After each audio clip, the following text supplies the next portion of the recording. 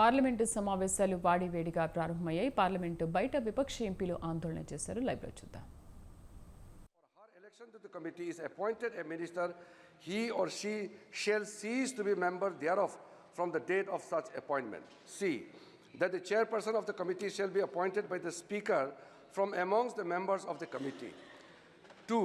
That the functions of the committee shall, clause 1, to consider the report submitted by the National Commission for Backward Classes under Article 338B of the Constitution and to report to the both houses as to the measures that should be taken by the Union Government in respect of matters within the purview of Union Government, including the administrations of the Union Territories. B. To report to the House, both the houses, on action taken by the Union Government and administration of the Union Territories on the measures proposed by the committee. 3. To examine the measures taken by the Union Government to secure due representation of other backward classes, particularly the most backward classes in services and the posts under its control, including appointments in the public sector undertakings, statutory and semi-government bodies and in the Union Territories, having regard to the provisions of the Constitution. 4. To report to both houses on the working of the welfare programs for other backward classes in the Union Territories. 5. To consider generally and to report to both houses on all matters concerning the welfare of other backward classes which fall within the purview of Union Government, including administrations of Union Territories. 6. To examine such matter as may be deemed fit by the committee are specifically referred to it by the House or the Speaker. 3. That the members of committee shall hold office for a period of 1 year from the date of first meeting of the committee, which shall be reconstituted thereafter for 1 year at a time, according to procedure described in para 1 above. 4. That in order to constitute a sitting of the committee, the quorum shall be 10. 5. That in all other aspects of the rules of procedures of this House relating to parliamentary committees shall apply with such variations and modifications as Speaker may take. And lastly, 6. That this House do recommend to the Rajya Sabha that the Rajya Sabha do join in committee and communicate to this House the names of members elected amongst the members of Rajya Sabha to the committee as mentioned above. Thank you. प्रश्न है कि माननीय मंत्री द्वारा प्रस्तुत प्रस्ताव को स्वीकृत किया जाए। जो सदस्य इसके पक्ष में हाँ कहें, जो सदस्य विरोध में ना कहें। मेरे विचार में निर्णय हाँ वालों के पक्ष में, हाँ वालों के पक्ष में प्रस्ताव स्वीकृत हुआ। नियम 377 के अधीन मामलों को सभा पटल पर रखा जाए। जिन सदस्यों को नियम 377 के उनके अधीन मामलों का आवाज़ उठाने की अनुमति दी गई, उन्हें सभा पटल रखने इच्छुक हैं, वो अपना सभा पटल पर निर्धारित प्रारूप में रख सकते हैं। माननीय सदस्यगण, अब फ्राइडे हो चुका है सर, तब भी सदन अब राष्ट्रपति के अभिभाषण पर चर्चा के रखेगा। आरंभ करने के पहले चर्चा के लिए समय निर्धारण करना है। यदि सदन सहमत हो चर्चा के लिए 16 घंटे निर्धारित कर दें।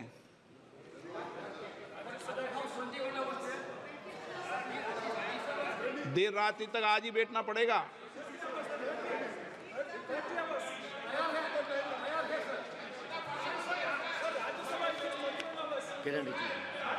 सर मैं एक मिनट सर, आपने जैसे कहा अभी मुझे अच्छा लगा कि हमारे ऑपोजिशन के प्रमुख दल सब तैयार है चर्चा के लिए, और हम लोग ने पहले दिन भी अपील किए थे। समय सर आपने जो प्रपोज किया है सरकार की तरफ से बिल्कुल सहमत है, और मैं अनुरोध करूंगा क्योंकि एक दिन हमारा नष्ट हो चुके हैं, पहला दिन। आज के दिन और कल के दिन को हम लोग जितना हो सके उपयोग करें। अगर देर रात तक चलाना भी हो, आप तो सर पहले भी सारा नए मेंबर्स को बोलने के लिए आपने पर्याप्त मौका दिया है। इस बार में कई नए मेंबर चुन के आए हैं, कांग्रेस पार्टी से भी बहुत नए मेंबर्स आए हैं, अन्य दलों का भी नए मेंबर्स आए, हमारा भी आया। तो सब लोग बोलना चाहेंगे। राजद एक मिनट,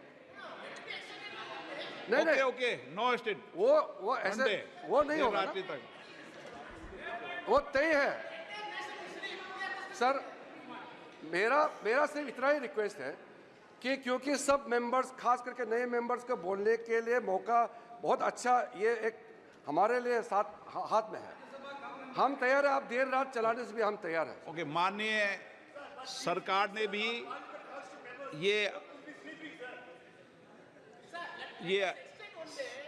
अपनी भावनाओं को व्यक्त किया है कि सदन में सार्थक चर्चा संवाद हो, अच्छी डिबेट चर्चा हो, मर्यादित तरीके से डिबेट हो, लेकिन डिबेट और चर्चा देर रात तक चले, ताकि आप माननीय सदस्यों को चुनकर भेजाए, एक देश में एक सकारात्मक संदेश जाए कि संसद में हमारे विषयों पर चर्चा संवाद माननीय सदस्य करते हैं।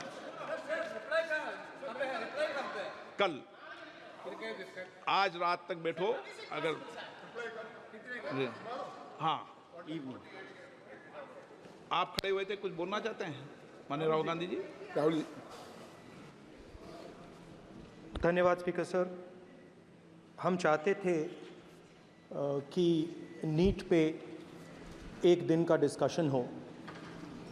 काफ़ी ज़रूरी मामला है, 2 करोड़ युवाओं को नुकसान हुआ है। 70 बार पिछले 7 साल में पेपर लीक हुए हैं। तो हम चाहते थे कि एक दिन चर्चा इस पे हो। तो अगर आप मौका दे सकें।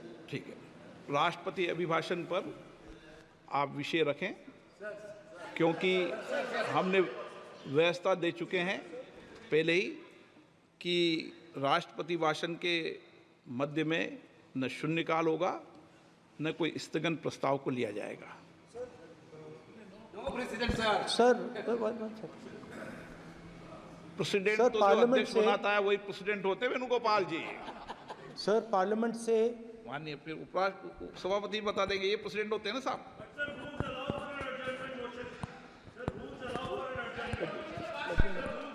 रूल के बाद भी अध्यक्ष निर्देश होते हैं ना वकील साहब। चलिए, आपको सर- बोलने दे रहे हैं आपके नेता लोग, सर- आपको बोलने दे रहे हैं लोग। सर पार्लियामेंट से देश को मैसेज जाता है, ठीक है, और हम स्टूडेंट्स को मैसेज देना चाहते हैं कि जो नीट का इशू है ओके। वो पार्लियामेंट के लिए ज़रूरी है। ठीक है। इसलिए मैसेज देने के लिए हम चाहते थे आप कि एक नोटिस- दिन आप पार्लियामेंट नोटिस दे चर्चा दें, करे। मैं देखता हूँ। ठीक है, At least allow sir LOP to conclude, sir. No conclude कर दिया उन्होंने पहले विषय। अध्यक्ष महोदय, ये पूरा सदन इस बात से अवगत है कि संसद की कार्रवाई कुछ रूल्स और प्रोसीजर्स के आधार पर चलती है। रूल्स और प्रोसीजर्स के अतिरिक्त कुछ हेल्दी ट्रेडिशंस हैं संसद की, जिसके आधार पर कार्रवाई चलती है। और मानता हूं कि ये हेल्दी ट्रेडिशंस हमारे संसद की एक सबसे बड़ी ताकत है। जब कभी भी राष्ट्रपति जी के अभिभाषण पर चर्चा होती है तो आज तक कभी ऐसा नहीं हुआ है, क्योंकि अपने लंबे संसदीय जीवन में जो मैंने देखा है उस आधार पर मैं कह सकता हूं कि अन्य किसी विषय पर उस समय चर्चा हुई हो। इसलिए मैं अपने सभी सम्मानित विपक्ष के सदस्यों से भी आग्रह करना चाहता हूं, आप जिस विषय पर चर्चा करना चाहते हो आप चर्चा करें, लेकिन एक बार राष्ट्रपति से संबंधित जो धन्यवाद प्रस्ताव है उसको संसद में पारित करने के बाद ही करें। यह मेरा सभी से विनम्र अनुरोध है। माननीय श्री राष्ट्रपति अभिभाषण पर चर्चा, श्री अनुराग ठाकुर जी, मैंने उनको बुला लिया। माननीय अध्यक्ष महोदय, ऐसा नहीं है, आपको पर्याप्त मौका दिया। अब अनुराग ठाकुर जी। माननीय अध्यक्ष महोदय, आपके माध्यम से मैं प्रस्ताव रखना चाहता हूं कि राष्ट्रपति की सेवा में निम्नलिखित शब्दों में एक समावेदन प्रस्तुत किया जाए। एक सेकंड सर, मैं राजनाथ सिंह जी की बात से सहमत हूं। तो ऐसे करते हैं, प्रेसिडेंट एड्रेस के बाद एक दिन नीट की चर्चा के लिए दे देते हैं। आप नोटिस देना, मैं ठीक है। निर्णय करूंगा। राजनाथ सिंह जी का तो सुझाव हो सकता है, निर्णय मैं करूंगा या बीएससी करेगी। ओके, अनुराग ठाकुर जी।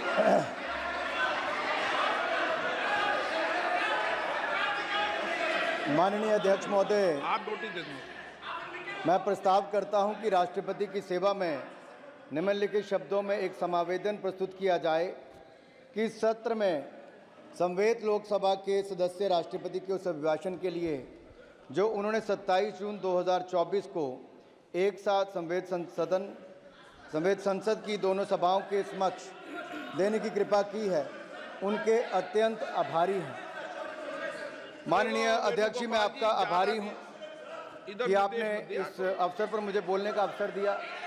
मैं खुद को सौभाग्यशाली समझता हूं कि इस 18वीं लोकसभा में माननीय राष्ट्रपति श्रीमती द्रौपदी मुर्मू जी के अभिभाषण के धन्यवाद प्रस्ताव पर सर्वप्रथम मुझे अपने विचार व्यक्त करने के लिए मेरी पार्टी ने और माननीय प्रधानमंत्री जी ने मुझे अवसर दिया है। मैं हृदय की गहराइयों से माननीय प्रधानमंत्री जी का बहुत बहुत आभार प्रकट करता हूं, धन्यवाद करता हूं। माननीय स्पीकर महोदय, आप एक बार फिर निर्वाचित होकर हमारे सदन के स्पीकर बने हैं। मैं आपको पूरे सदन की ओर से बहुत बहुत बधाई और आपके इस कार्यकाल के लिए शुभकामनाएं देता हूं। बड़ी संख्या में नए सदस्य 18वीं लोकसभा में चुनकर आए हैं। बहुत सारे पुराने भी आए हैं। नए वालों को भी और पुराने वालों को भी सदस्य चुनकर जो आए हैं, संसद के सदस्य बने हैं, आपको भी ढेरों शुभकामनाएं और बहुत बहुत बधाई देना चाहता हूं। माननीय अध्यक्ष जी, 2024 का ये चुनाव नीति, नियत, निष्ठा और निर्णयों पर विश्वास का चुनाव है और जनता ने इस पर मोहर लगाई है। फिर एक बार मोदी जी के नेतृत्व में एनडीए की सरकार बनाई। देश का ये चुनाव ऐतिहासिक जनादेश हमारे यशस्वी प्रधानमंत्री श्री नरेंद्र मोदी जी के पिछले 10 वर्षों के सेवा, सुशासन और गरीब कल्याण के महानुष्ठान पर मोहर है। देश को जरूरत थी एक स्थिर और निरंतर सरकार की, और देश ने एक स्थिर, निरंतर और प्रभावी सरकार को फिर चुना है और मोदी जी को फिर देश का प्रधानमंत्री चुना है। ये जनादेश विकसित भारत के संकल्प की सिद्धि के लिए है। ये जनादेश मोदी जी के नेतृत्व में तीसरे कार्यकाल में भारत को विश्व की तीसरी बड़ी अर्थव्यवस्था बनाने के लिए है। ये जनादेश विपक्ष के भय, भ्रम और भ्रष्टाचारी राजनीति पर तमाचा है। ये जनादेश मोदी जी द्वारा चलाए जा रहे सामाजिक न्याय पर समाज की मोहर है। ये जनादेश देश को तोड़ने की नहीं, जोड़ने की राजनीति चलेगी, इस पर मोहर है। ये जनादेश संविधान विरोधियों को लगातार तीसरी बार विपक्ष में बिठाने के लिए जनादेश है। ये जनादेश भारत की सेना, सरहद और सनातन की सुरक्षा का है। ये जनादेश ये भी बताता है कि प्रधानमंत्री नरेंद्र मोदी दुनिया के सर्वाधिक लोकप्रिय नेता हैं, सर्वाधिक लोकप्रिय नेता हैं। और मैं ही नहीं, अब तो दुनिया भर के अनेकों देशों ने सर्वोच्च सम्मान अपने देश का किसी को दिया है तो हमारे प्रधानमंत्री और देश के लोकप्रिय नेता मोदी जी को दिया है। मोदी जी कैसे नेता जिनको यूएस कांग्रेस में एक बार नहीं 2-2 बार अपनी बात रखने का अवसर मिला है। माननीय अध्यक्ष जी, ऐसी अनेकों बातें, लेकिन ऐसे ही कोई मोदी नहीं बन जाता। इसके लिए तपना पड़ता है, खपना पड़ता है, जीवन व्यतीत करना पड़ता है। और मोदी जी ने तो अपने जीवन का हर क्षण, हर पल देश के लिए जिया है, माँ भारती के लिए जिया है। और मैं इसलिए भी कहना चाहता हूं कि हम सबको ज्ञात है कि 2001 में जब वो गुजरात के मुख्यमंत्री बने तो तब से लेकर अब तक 23 वर्षों में एक दिन की भी छुट्टी अपने लिए नहीं ली, अपना जीवन जनता के लिए समर्पित किया है। इससे बड़ी बात क्या होगी कि अगर किसी के जीवन में दुख का क्षण आता है जब अपनी मां से बिछड़ते हैं, और जब आदरणीय प्रधानमंत्री जी की माता जी का स्वर्गवास हुआ तब भी उन्होंने उनकी चिता को अग्नि देने के बाद मात्र 2 घंटों के अंदर ही देश के लिए काम करना शुरू कर दिया। इससे बड़ा समर्पण भाव क्या हो सकता है। माननीय अध्यक्ष जी, मोदी जी के दिल में जो गरीब और जरूरतमंद के लिए पीड़ा है